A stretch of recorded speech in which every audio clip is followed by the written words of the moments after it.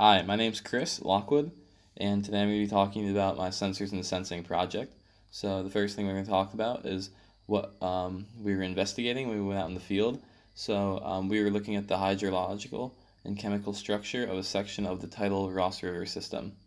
And so our experimental design consisted of two parts. One part, long-term deployment of current meters, and these were left out for about 2 weeks. And this looked at the hydrological side of the previous question. And the second part was an acute collection of chemical data, and this was over the course of about a 2-hour period when we went out for one of our field trips. And this looks at the chemical structure part of the question. And so for sensor deployment, we had current meters attached to a weighted steel beam, and one of the sensors was closer to the middle of the river, while the other one was closer to the bank edge to give us two different.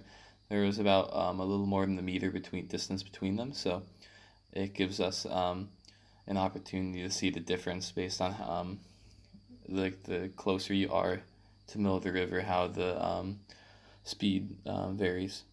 And now limitations. We weren't able to get the current meters in the middle of the river. Just we didn't have a boat or any way to bring it out there. It's attached to a heavy steel beam, so we just had to throw it out there. And really, another limitation was that all of the chemical measurements were recorded during high tide only. So that could definitely vary when low tide comes in. All the salt water flushes out, and could see a drop in salinity and thus electrical conductivity just per se. And now looking at the sensors that we chose, we had three.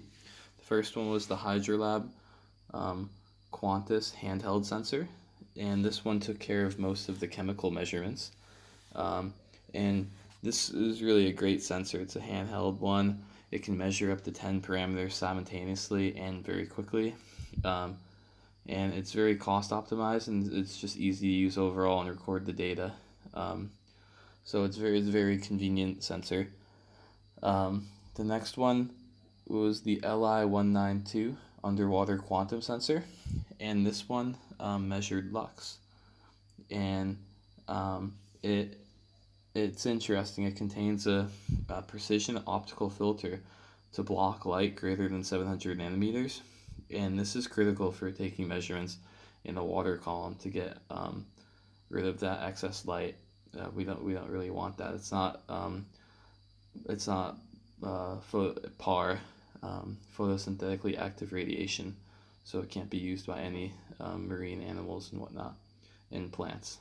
And lastly, we had the Maradi HS current meter, and the HS stands for high sampling rate. That's one of the benefits of this sensor. We were able to take measurements every 10 minutes for a long-term deployment over the course of 2 weeks. That's a lot of measurements, and it's very high. It's a highly sensitive and precise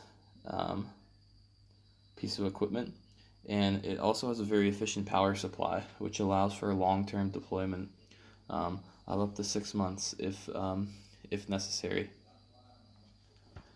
And now, just going to talk about some of the results that we found.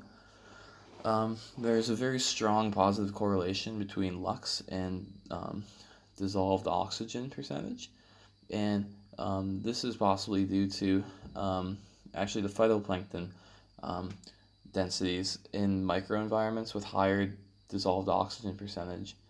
I'm sorry. This is possibly due to a lower phytoplankton density in these microenvironments with higher dissolved oxygen percentage, because they prefer during the daytime they use CO2. So if there's more higher percent dissolved oxygen, we can assume there will be less carbon dioxide in the area, and so they prefer environments that have thus a lower dissolved oxygen percentage and more CO2 rich environment.